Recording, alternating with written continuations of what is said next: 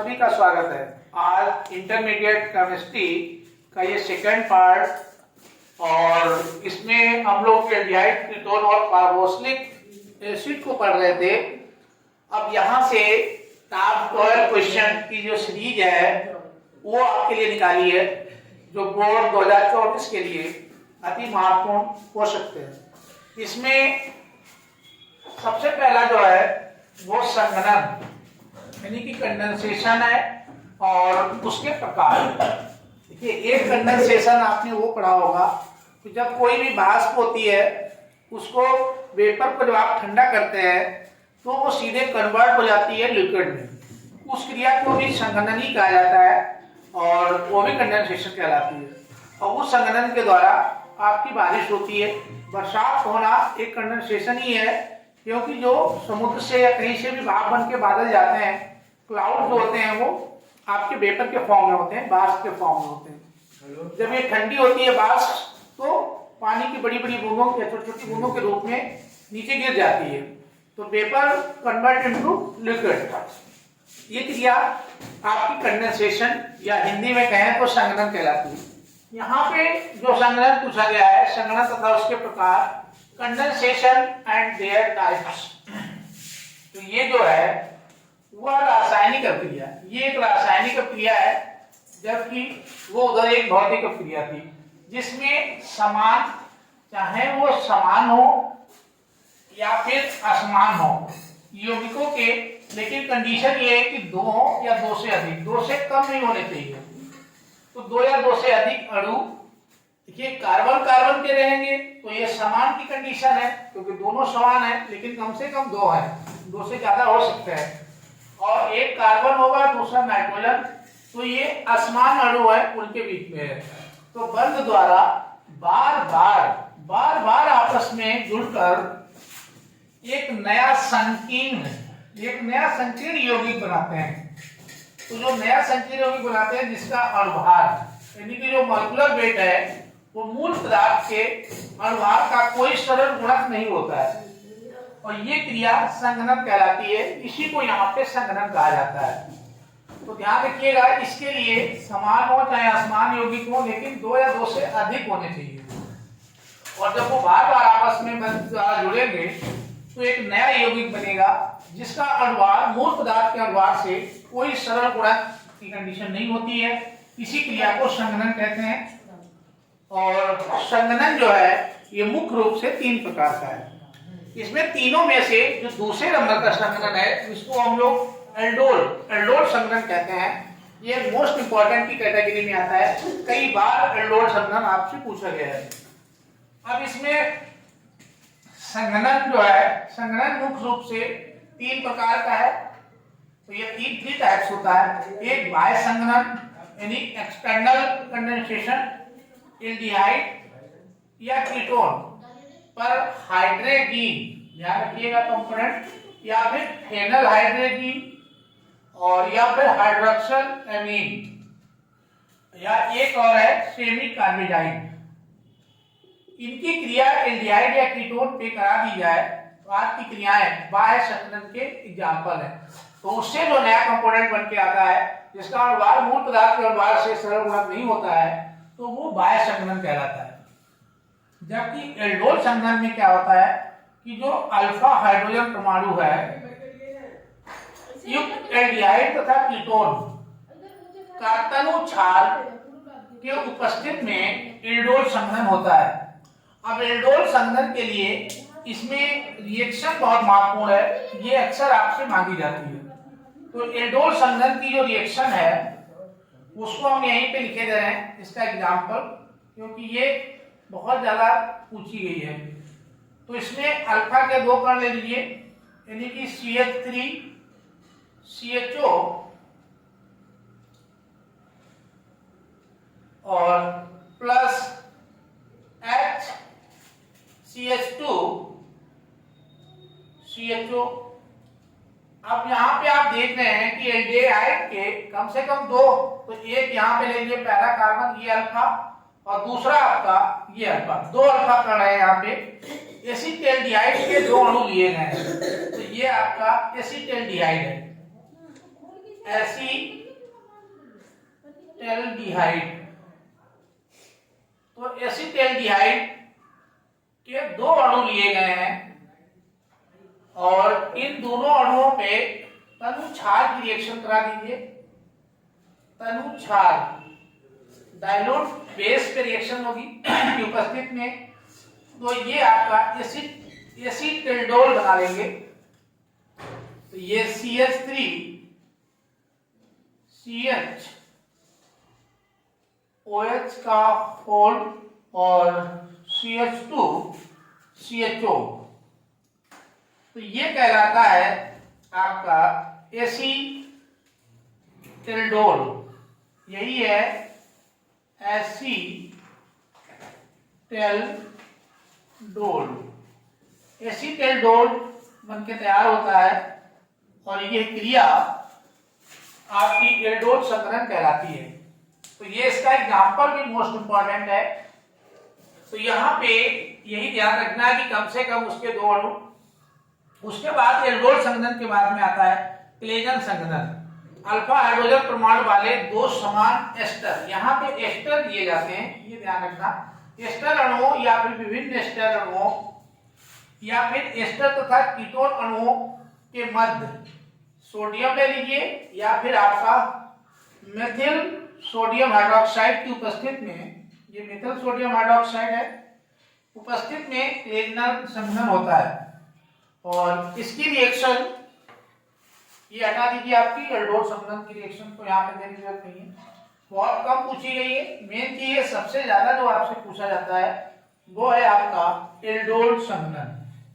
तो एल्डोल संघनन कई बार पूछा गया है, इसकी रिएक्शन को भी ध्यान रखना है, संघनन को सही से ध्यान रखना है क्योंकि संघनन को डिफाइन करना पड़ेगा। तो एक वह रासायनिक अभिक्रिया जिसमें समान हो चाहे असमान यौगिकों के दो, चाहे दो हो या फिर दो से अधिक हो, लेकिन कम से कम दो अणु होने चाहिए। समान में कार्बन कार्बन से लिंक हो गया तो ये समान वाला, कार्बन नाइट्रोजन से लिंक हो गया तो ये असमान वाला, लेकिन दो कम से कम हो और दो से ज्यादा होंगे तो और बेहतर, वहां पे एल्डोल संघनन होता है। बंध द्वारा बार बार सिंगल बॉन्ड रहता है इसमें, ये ध्यान रखना है, बार बार आपस में जुड़कर एक नया संकीर्ण यौगिक बनाते हैं। जैसे ये एसीटिल्डोल बना हुआ है तो एक नया संकीर्ण यौगिक बनता है जिसका अणुभार मूल पदार्थ के अणुभार से कोई सरल गुणक नहीं होता है। अब यहां से आप मिलाएंगे तो इसका कोई सरल गुणक नहीं होगा, ये उससे डिफरेंट चला जाता है, इसलिए इस क्रिया जो है एल्डोल संघनन में काउंट की जाती है। चलिए इसी के साथ में अब आगे आपको नेक्स्ट क्वेश्चंस को बताते हैं। बोर्ड की हैसियत से और महत्वपूर्ण तीन अभिक्रिया देखिए, एक रोजेन गुंड अभिक्रिया और एक कैनजारो अभिक्रिया और दूसरी है क्रॉस कैनजारो अभिक्रिया। तो इसमें रोजेन गुंड अभिक्रिया जो होती है किसी एसिड क्लोराइड और पीडी या फिर बेरियम सल्फेट की उत्प्रेरक की उपस्थिति में हाइड्रोजन द्वारा आंशिक अपचयन जो होता है वही रोजेन गुंड अभिक्रिया कहलाती है। इसका उपयोग CHO का मतलब एल्डिहाइड के निर्माण में होता है, तो इससे एल्डिहाइड बनाए जाते हैं। अब देखिए यहाँ पे एसिड क्लोराइड RCOCH ग्रुप लगाया प्लस हाइड्रोजन के साथ इसकी रिएक्शन करा दी, हाइड्रोजन द्वारा आंशिक अपचयन किया जाता है। तो ये आपका कैटालिस्ट है, इसकी उपस्थिति में यहाँ पे जो है बेरियम सल्फेट या प्रोड्यूसर, तो यहाँ पे ये जो क्रिया बनेगी RCCHO, यानी ये आपका एल्डिहाइड बनेगा। यहाँ पे एल्डिहाइड, तो एल्डिहाइड बनता है और हाइड्रोक्लोरिक अम्ल ये बाहर निकल जाता है, HCl बाहर निकलता है। तो इस तरीके से एल्डिहाइड बनाने के लिए रोजेन गुंड अभिक्रिया का उपयोग किया जाता है, लेकिन इसका कैटालिस्ट की हमें ध्यान रखना पड़ेगा। उसके बाद दूसरी क्रिया जो है वो कैनजारो क्रिया है जिसमें एल्डिहाइड के दो अणु, यहाँ पे कंडीशन यही है कि एल्डिहाइड के दो अणु लेने पड़ते हैं जिसमें अल्फा हाइड्रोजन परमाणु नहीं होते हैं।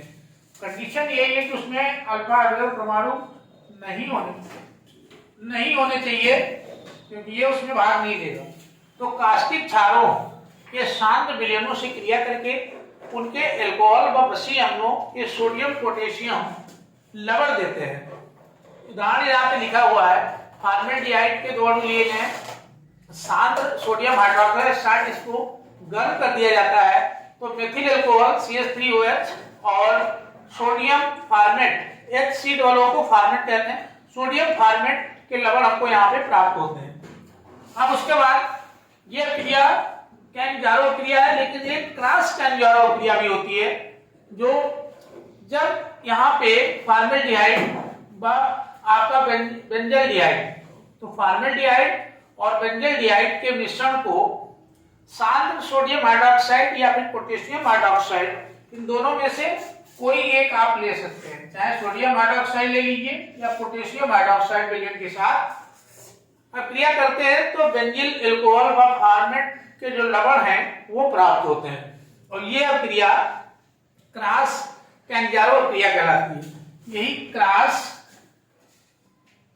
कैंजारो क्रिया के नाम से जानी जाती है।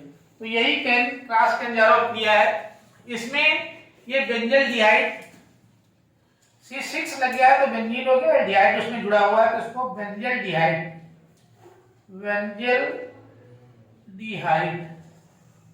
तो बेंजल्डिहाइड, और ये आपका फॉर्मेल्डिहाइड है, फॉर्मेल्डिहाइड और फॉर्मेल्डिहाइड बेंजल्डिहाइड सोडियम हाइड्रोक्साइड, लेकिन जो सोडियम हाइड्रोक्साइड लेते हैं वो सांद्र होता है, ध्यान रखना है। ये सांद्र मतलब कंसंट्रेटेड होगा, तो ये सांद्र होना चाहिए सोडियम हाइड्रोक्साइड, चाहे पोटेशियम भी ले सकते थे। तो उससे आपका यहाँ पे जो बनेगा वो बेंजिल अल्कोहल, तो बेंजिल अल्कोहल बनता है, बेंजिल अल्कोहल प्राप्त होता है, साथ में सोडियम फॉर्मेट बनता है, सोडियम फॉर्मेट, तो इसमें सोडियम फॉर्मेट के लवण प्राप्त होते हैं तो और बेंजिल अल्कोहल, तो ये क्रिया क्रॉस कैंजारो क्रिया कहलाती है। जबकि इसमें फॉर्मेल्डिहाइड और सांद्र NaOH लेते हैं तो इसमें मेथिल अल्कोहल और सोडियम फॉर्मेट बनता है, तो मेथिल अल्कोहल की जगह पे बेंजिल अल्कोहल बनता है। यही इसमें कितना सा नया कंपोनेंट है, आपको ध्यान रखना पड़ेगा। अब आगे चलते हैं नेक्स्ट क्रियाओं की ओर। इसी इंपॉर्टेंट की कड़ी में नेक्स्ट क्वेश्चन जो आपको 3 और इंक्लूड किए हैं, बहुलीकरण तथा संघनन, तो इसमें 6 नंबर पे जगह मिली है। बहुलीकरण और संघनन में जो अंतर है ये अक्सर पूछा गया है। संघनन में प्रायः एक ही यौगिक के अणु भाग लेते हैं, इसमें एक ही यौगिक के अणु भाग लेते हैं, जबकि संघनन में एक के हो भी सकते हैं और नहीं भी। ये सबसे बड़ी विशेषता है, तो ये पहला अंतर है। दूसरा ये है कि बहुलीकरण उत्क्रमणीय क्रिया है, मतलब इसको आप रिवर्स कर सकते हैं, फिर से वापस आ जाएगी। जबकि संघनन एक बार हो गया तो फिर उसे वापस फिर से अकर्मकों में आप कन्वर्ट नहीं कर सकते उत्पाद बनने के बाद, तो ये अनुकर्मत्रीय अनुत्क्रमणीय क्रिया है, यानी कि ये आपकी ये रिवर्सेबल है जबकि नॉन रिवर्सेबल है। तीसरा अंतर यह है कि बहुलक का अणुभार मूल पदार्थ के अणुभार का सरल गुणक होता है, जबकि संघनन में ये अणुभार नहीं है। हो भी सकता है तब होगा जब समान होगा, जो समान नहीं है तो नहीं होगा, अणु समान लिए जाएंगे तो हो जाता है। तो ये इसमें तीसरा सबसे बड़ा अंतर है। स्टीफन-मैन क्रिया क्वेश्चन नंबर 7 पे है, जिसमें एल्डिहाइड साइनाइड का SnCl2 के साथ सांद्र HCl के मिश्रण द्वारा अपचयन करने पर एमिनो क्लोराइड प्राप्त होता है, जो जल अपघटित होकर के एल्डिहाइड देता है। उसका जल के साथ अपघटन कराते हैं तो फिर वो एल्डिहाइड देता है, यानी यहाँ पे जल अपघटन इसका करा देते हैं। जैसे यहाँ पे देखिए ये एल्डिहाइड साइनाइड है, इसको हाइड्रोजन के साथ में HCl रिएक्ट कराया SnCl2 सांद्र HCl की उपस्थिति में, तो इसमें ये एमिनो क्लोराइड बनता है RCH double bond NH HCl, और जब इसका जल अपघटन करा देते हैं तो इससे हमें एल्डिहाइड मिल जाता है और अमोनियम क्लोराइड प्राप्त होता है, अमोनियम क्लोराइड। तो यहाँ पे अमोनियम क्लोराइड बनता है, और ये अक्रिया जो है स्टीफन अक्रिया कहला के नाम से जानी जाती है।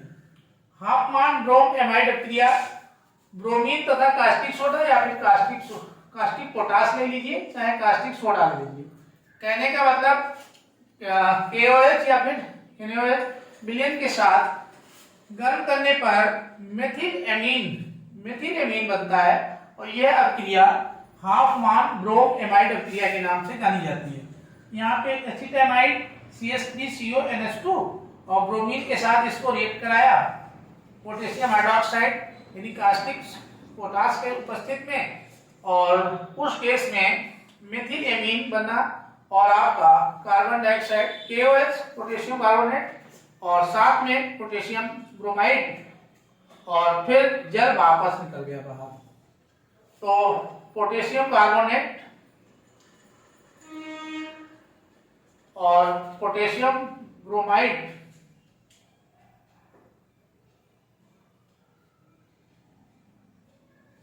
और जल ये इसमें में उत्पाद निकलते हैं और इस अभिक्रिया को हाफमान ब्रोम एमाइड अभिक्रिया के नाम से जाना जाता है।